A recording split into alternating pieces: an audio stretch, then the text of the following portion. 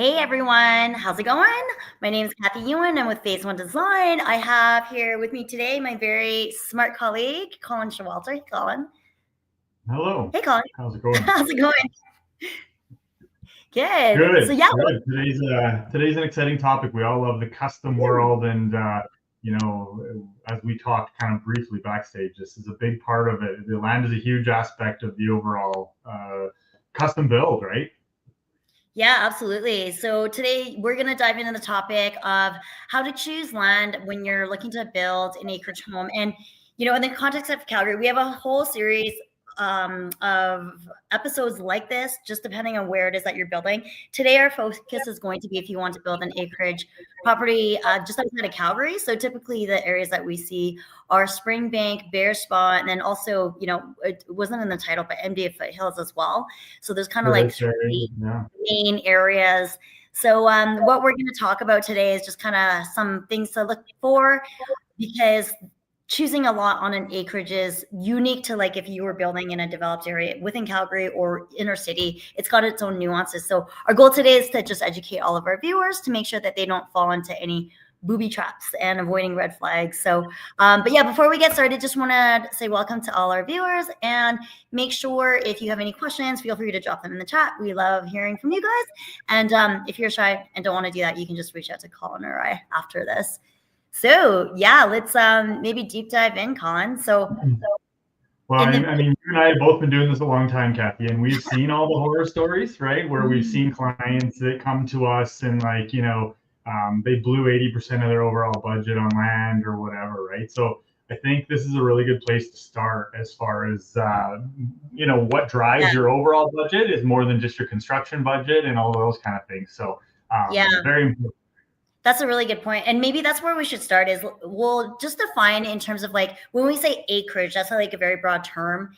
And within that broad term, there's kind of like different types of land, even if you are looking for like an oversized acreage, more like rural property. And then with each of those, it kind of has its nuances. So kind of on the surface, when you're going out there, you're driving out in the countryside, there's generally speaking two different types of properties out there. So there's, like a true acreage in the sense where, it's like more or less you look at it and it just looks like bare land. Like there's nothing there usually, maybe the old like homestead, but typically that's not developed. There's not even like a road into that particular property. The size can vary based on the actual piece of land. So that one we're going to talk about. But before we do that, the second type of land that you can encounter is where you drive into, a community, call it, right? And it would be multiple pieces of land where a developer or someone has gone in there and subdivided the parcels and done a lot of the heavy lifting already in terms of like the upfront piece of the work, where, when you're buying a lot, it can be serviced in different ways, and it's different with every development, and we'll talk about that as well. So which one do you want to start with, Colin? Well, I think it's interesting because we've all, at least I have, driven down the highway in like rural, we'll say Alberta for this case, and you're like, why would these people all build their houses right beside the highway? I mean, the answer is really simple typically, is that the farther away from the highway you go, the more expensive that house becomes, because those people are bringing services back and all those kind of things, right? So, there's typically a reason for that. And like you said, if you're buying into somewhat of a planned community, even an acreage type, they're going to help you with some of those services and as far as the community itself. So some of those costs are completed in your land purchase, and in the other case, they're not, right? So for sure, yeah. And just to kind of like deep dive into what we reference when we talk about, what's included in, I guess we'll start with the planned communities. So like in around Springbank, Bearspaw, MDA foothills, there's tons of examples, and they're really obvious because there's like, usually they're 2-acre parcels, sometimes larger, but on average 2-acre parcels where they're already subdivided. Usually you already have like roads going in there, like really simple things that sometimes we take for granted when, we're driving down the street. It's like, oh, there is a street. So in these communities, yes, the roads are there. And again, this depends on the community, but typically, or sometimes you'll have services being like your electricity going there, your gas lines. Sometimes depending on the development, you would actually have sanitary water, all those types of things as well. Mhm. And then I guess like on the flip side with those types of communities, usually it's owned by a developer. So usually when you purchase that property, they'll be something on your title. So this is not an optional thing. It's mandatory where you actually need to follow, there's different terms for architectural guidelines. So what that does is it controls what you can actually design and build within that community. And the intention behind that is to keep the level of development there at a certain level where even if you're doing a custom design, it's like, okay, pick from like, let's say 5 different styles and they all have to kind of fall within the style. And again, the intention is to keep a certain level of quality in that community and a certain level of cohesiveness. Yeah, exactly. And I think that's, what it does is that, I mean, obviously those are somewhat maybe limited as far as size of the land and those kind of things. Like you said, they're in that 2 acre parcel range. So if it's a client that is looking for bigger amounts of land, a lot of times you're now going to have a different focus overall. But on those planned communities, like you discussed, like the nice thing is because they're partially serviced to some degree. They might have electrical there, they might have gas there, those kind of things, as you mentioned. Your costs tend to be a little more predictable as far as when you go through construction and stuff, right? Because the neighbor just connected to the services and they're going to know very much what that costs, and it'll be predictable for the next one, right? So there really is, like you said, 2 types of acreage build, because there's a full one of a kind, and then there's where you're still in a community of some kind. So yeah, absolutely. Well, the nice thing though, like just in terms of the one of a kind, you can still like to some degree definitely customize. I would say like more custom than not, just again depending on the community and depending on your builder that you're working with. So having that ability to custom design. The architectural controls, not only do they say, okay, here are kind of like the styles, they say like typically like minimum sizes for homes. So one person doesn't build like a 4,000 square foot home and the next to it is like a little tiny home, right? But totally, yeah. No, more what I meant is that your soft costs are more predictable. Oh yeah, for sure. Regardless of the house and stuff, for the most part, when you're looking at those servicing costs, that side of it's more predictable in a community like that, even if the houses are obviously going to be custom and unique. So yeah, that's a really good point, Colin. And I would say too, like before you even start design for a home, there's actually a lot of front end due diligence that your design firm should be doing. And I would say that like talking about cost, it condenses that time frame as well, right? Because then you don't need to necessarily do all that exploratory. So for example, this might be a good segue. For example, things like the water table, like where is the water table? Well, you don't need to go out and do that research because it's already been done for you by the developer. Right. Yeah, exactly. And like, again, the bigger size lots, I know we are transitioning there a bit, but the bigger size lots, some of those servicing costs, I've had multiple experiences over the years dealing with clients that just don't understand what, we're talking about. Clients call you with, what is the price per square foot to build and price per square foot. Really what happens is that it's like the price per square foot is going to depend on your land too. If you're building on the side of the cliff, that's going to be more complex. If you're building in parts of BC where you have to blast out the site, like those are driving your overall construction budget all the time, right? For sure. I had a specific example where a client was building very, very remote, and there was no power service there. They initially were going to go off grid, solar, and all this kind of stuff, but when they figured out, in the end, that their power requirements weren't going to be met by that, they started researching how do we get power, and it was like, oh, we need 15 poles from the closest place. It was 1.5 million, so unexpected costs are crazy if you know. So yeah, having some of that upfront preparation is obviously important. Oh yeah, no, that's a really good consideration, Colin. That's actually a really good point, I think, for all of our viewers. And obviously there's other factors to consider, but from a costing perspective, you can actually potentially save money by having some of those soft costs like absorbed into the land, if you will. So well, that's what I explain to clients all the time, Kathy, is it's like, there's lots of costs that you have control of during your custom build, right? Regardless of the type of house you're building, there's things you have control of. But as soon as you pull the trigger and you buy that lot, Those things now are no longer variables. Mhm. Those things are going to control the price, right? Like I Yeah. said, if you're building on the side of a cliff, if you have a crazy Yeah. water table, if you are far from servicing, if you're Mhm. fully forested and you have to clear a whole bunch of Yeah, that's a trees, good point as well. I mean, so what happens is that land now drives your budget because you can't change that land, right? Yeah. You can't adjust the design. We can adjust to get costs or tweaks Yeah. or those kind of things. We can customize it, but once you're into that land, those variables are now controlled by the land Mhm. itself, right? So Mhm. For sure. Yeah, no, all like really, really good points for sure. So yeah, so the planned communities, and maybe like the last, just kind of to wrap up the planned communities, some examples would be, Silverhorn.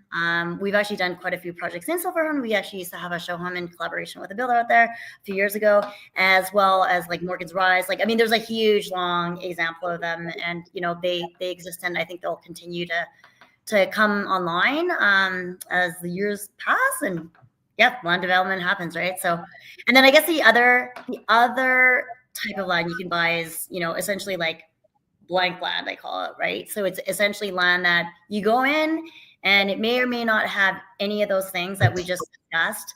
Yeah, why don't we just go through that list, Colin? Where do you want to start? like as far as the things that are going to affect your build, I guess, right, is like, I touched on them a little bit, probably jumping ahead here, is Mhm. the first thing I look at is, say, your driveway. How do we access this site? Yeah.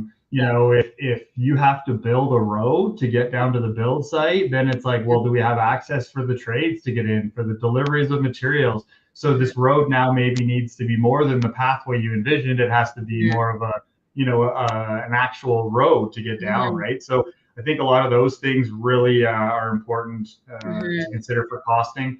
Yeah.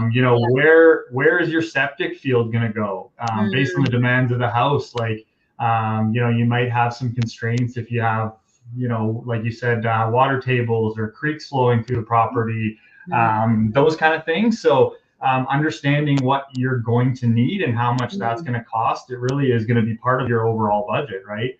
Yeah. 100%. Power, how are you going to service from power? Are you going to be able to use gas in there? Are you going to get gas to there? Are we going to have to service it with propane tanks potentially in certain areas? Those kind of things. So yeah. Yeah, absolutely. Well, and I think like a lot of these things obviously are very like technical. We always highly encourage our clients to work with, well, obviously if they're our clients, they would work with us, but anyone out there that's on the journey to find an acreage parcel, like just work with a professional that's familiar with that type of build, because it does have its nuances. Like, so I'll give you an example. There was a client, unfortunately, they had already purchased the property by the time we came in, and it was actually a smaller parcel. And so, sorry, just to give you context, by smaller I mean 2 acres, which is kind of considered the starting for acreage property. So what happened was the home that they wanted to build, the footprint of it was quite large. And so we're like, okay, yeah, that's okay. Like, I mean, it meets all the setbacks. It actually fits within the lot. But to your point, Colin, on an acreage build, you need to consider, okay, where does my septic go? And not just the septic tank, but with the septic tank, you have a field normally, and you obviously can't build within the field. So even if you just like stand on the road and look at your parcel, and let's just say it's a 2 acre parcel, or it doesn't matter what size it is, the usable size of that parcel is actually going to be smaller than what you can visually see. And this isn't an answer you can just answer like standing there. Like, this takes some exploratory. So typically what we would do is, especially if it's a very tight footprint, we always engage with a septic consultant, and they will do the calculations based on the size of the home, the bedrooms, bathrooms, all that kind of stuff. And they'll come up with a calculation and say, here's the tank size you need, and here's the field size you need. And then we reverse engineer it and say, okay, well, where does it make sense to put the house? And then where does the septic go? And obviously, like in most cases, you want the septic downhill from you, not uphill, for obvious reasons. Gravity goes down, not up. And then back to the story. This is like probably the worst case scenario of what could possibly happen. And again, this client came to us with this lot, unfortunately, already bought. So we just were able to squeeze the size for the septic field. But then we actually got another surprise because there was no water table testing that was done prior to the purchase of the lot. So what ended up happening is after the septic report came back, like I want to say it was like within days, we actually got a report back saying that the water table is like really high. Like basically this client bought a swamp essentially, which is so bad. So it was very limited in terms of where even the septic could go. And it was the septic field was now encroaching into where we want to put the house. So anyways, long story short, what we had to end up doing there was actually a very specialized septic system, which unfortunately it worked, but it was 3 times the cost as what, you know, a traditional standard septic system would have been. So, you know, that it's one of those things where I do like to share this story just more as like a cautionary tale. The moral of the story isn't to like not develop on an acreage property. It's more just like making sure you do your due diligence, because that could have been really easily avoided. Check boxes. Make sure all your boxes are checked through the thing. I have a very similar story, Kathy. Is I met with a client. I think it was about a 9-acre property, and it was a similar story, except for it was well service, right, for your water supply for the home. Yeah. So you know what? It's like the experts come to site and they say, hey, look, yeah, from based on our experience at the neighbor's house and this and that, there's probably water here. It's probably around this. But there's times when the well gets drilled 2-3 times before they find water. I mean, they might even find water and then, hey, the pressure is not where we need it to be, or the volume is not where you need it to be. So, like, you know, those are all kind of a bit of trial and error in that soft cost pre-construction phase, right? Is more also not just like predicting costs, but making sure you have some contingencies if that type of thing happens, and you get these reports back that you don't know pre-construction, but you can kind of still afford to deal with them within your original budget. Yeah, no, absolutely. And you nailed it. Like, I mean, it's all really like pre-construction. I would even say like pre-choosing your lot. So from a homeowner standpoint, luckily now, like we have a lot of clients that come to us and they say, okay, I want to do ABC. Like I want to design this dream home on an acreage lot, you know, and then they will, our advice is always, okay, well, like go find like a lot that you like and then come back and talk to us, right? And then that way we can kind of guide them in terms of like what kind of due diligence you need, and especially just being familiar with the area. So for example, in Springbank, Springbank is named Springbank because there's lots of underground springs. And, you know, you may or may not know that, but, you know, because we've worked in Springbank for 19 years now, and anybody who has knows that, like, it's just something really obvious. So just working with people familiar with the area, and not just your design firm, but the builder as well. And then that way we would like flag it and be like, okay, we should probably do these things as due diligence based on knowing it's in Springbank. Things like that. So we touched on a previous episode. It's like bringing your expert team together as soon as you can to kind of get those advisors in place to check all those boxes for you.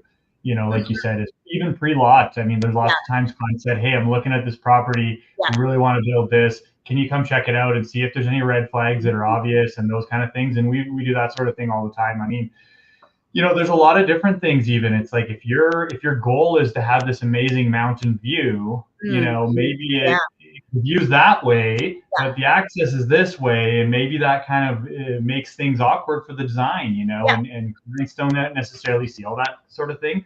So those things all really can affect what your build, you know, what your vision comes to life at the end, right? That actually made me think of something, Colin. That's a really good point. Like in terms of just talking about view lines and sight lines, because I think many of our acreage clients, you know, end up with parcels that just have like amazing views. So I just want to say something about that. What's really nice as part of the due diligence, this is more design focused rather than the service stuff, but still equally as important. So there's a lot of things that we can even do at the onset, like before you even like fully purchase a lot and make that deal firm, is like, so one of them as an example, we can send up a drone. So if you say to us, hey, you know what, we want like a 2-story that takes advantage of like all this amazing view, or like we think we have a view, but we're not really sure because, you know, we're standing 5 or 6 feet, depending. Well, for me, it's like 5 feet, for you, maybe 6 feet off the ground, right? So like your eye level can't really see the view and you can just see the tips of the mountains. So we can actually just do some calculations to say, okay, if you're standing on your second floor in this exact spot, like send up a drone and be like, okay, let's do a 360 photo and just see, okay, is there even a view?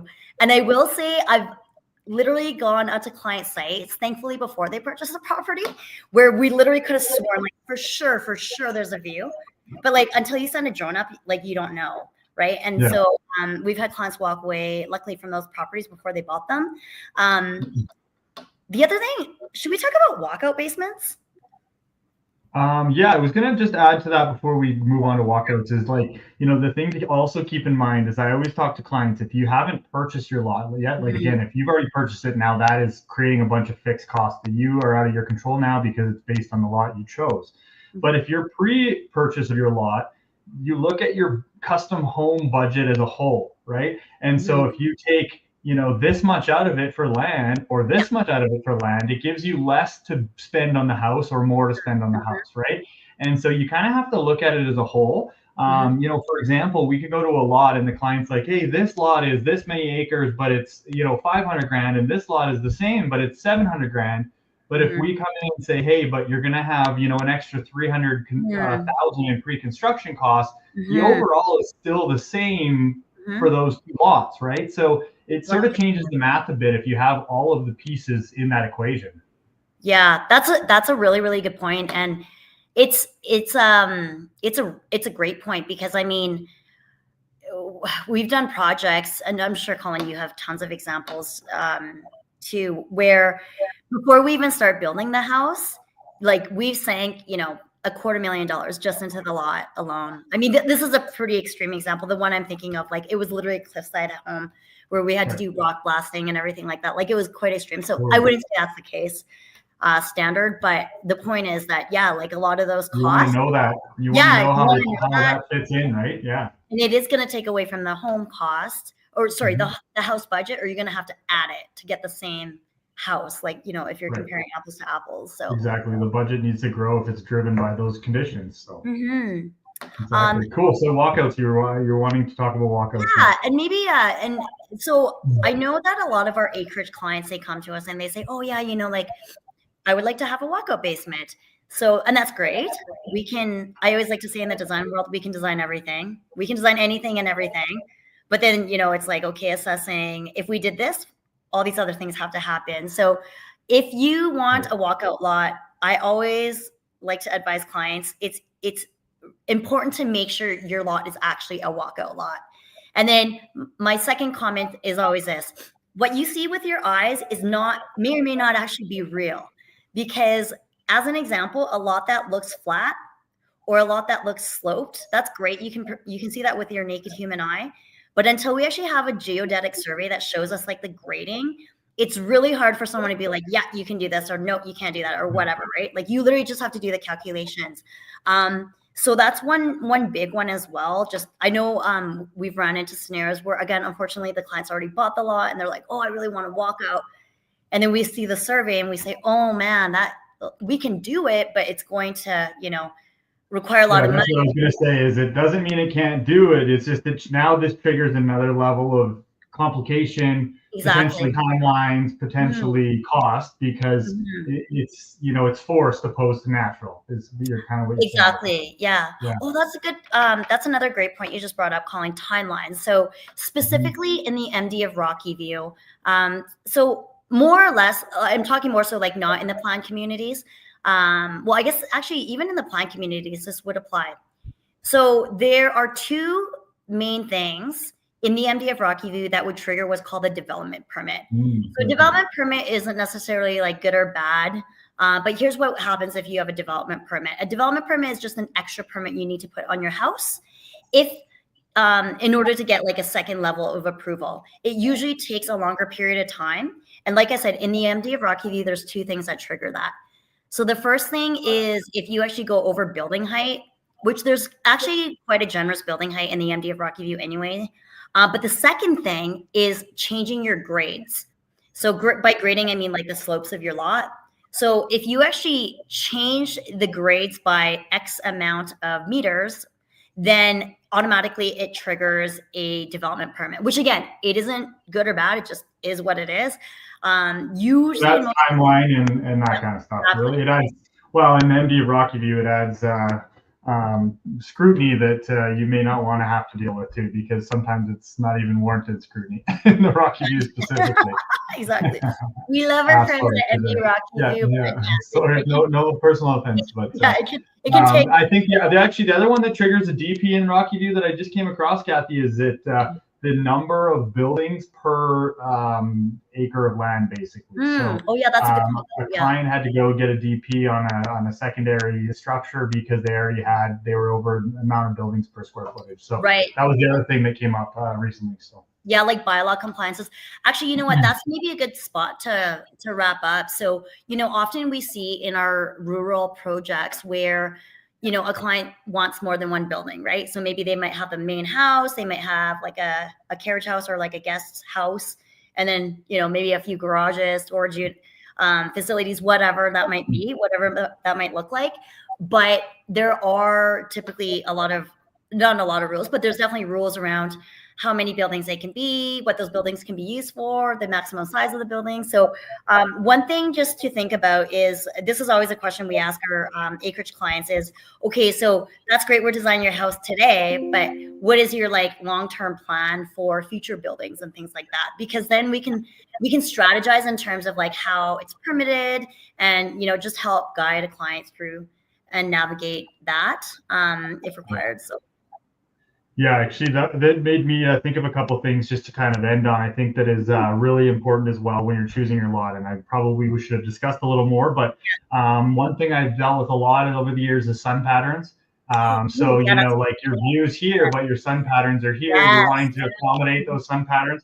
It might be just for like, that solar gain of warming up the house in the winter and you want some direct sunlight. But you might also want to add solar on that. So you need to make sure that you have some areas that are going to be able to capture that southern sun, especially, I mean, in Calgary area here. I mean, that's our only option, really. I also think when you're looking at where my outdoor space is going to be in the home in relation to the property, because that can affect, again, your sun patterns. But what about even wind? Like if you're in a place where there's a prevailing wind coming up this area, that's probably not where you want to sit your outdoor area, right? And then the other ones I mentioned solar. I think another one that's coming more and more common is like geothermal and those kind of things. And that really seems to be lot specific. But if that's something that you want to consider within your budget and your build and those type of things, I would say some pre-construction investigation on like what that looks like is warranted. And it's really lot by lot specific. So. Yeah, for sure. Those are all really good points, Colin. And I mean, you sat in tons of design meetings with me and you together. And I will say, as you know, every single project, regardless of where it is, we always start with like mapping out that sun pattern. So like it's actually a really cool process. And actually for acreage properties, typically, if we're helping a client choose a lot and go through that final lot selection, one really cool exercise that we do is like we show up on site and like we'll have a survey in hand and like we'll literally just start sketching and be like, this is how the sun hits your property, here's where the view is, or whatever those site conditions are. And then we're not going like full-blown design process, but just start an initial brainstorm of like, oh, okay, maybe your outdoor space can be here, what would that look like? And then your kitchen's here and it flows together. And if there's like a pool area or a sport court or like any external areas, you really always want to capture that indoor-outdoor connection with the sun, everything like that, right? So yeah, side note though, it's kind of funny. I was some of you guys know I was just in Chile and we were in this house and we were sitting there having wine or whatever, and my wife was like, "Oh, this is beautiful. It's southern exposure too. It's going to be so hot tomorrow morning." And I'm like, "No, we're in the southern hemisphere. Northern exposure is where the sun is." So that was like a kind of one of those mind twists, So it was super weird because you're like, "Oh, this is the equivalent of north where we like backwards." Yeah, that's all backwards. Cool. It's like how toilets flush the other way when you're on the other side. I didn't notice that, but yeah, amazing, great. Yeah. Okay. Cool. So anyways, I think the number one thing is like, don't just guess, don't just spend money for no reason. I think as you would with any other large investment, like a custom home at this day and age is probably, 1.5 million starting cost. So if you're investing that kind of money, do your research up front, do some due diligence, make sure you get a good team in place that is respectful of that money so that you get the most bang for your buck on your custom build. 100%. Yeah. You nailed it. Okay, great. Well, that's a wrap for today. What's that? Said see you next week. Yeah. Thanks everybody for watching. I'm Kathy Ewan with Phase On Design. That's Colin with Phase On Design.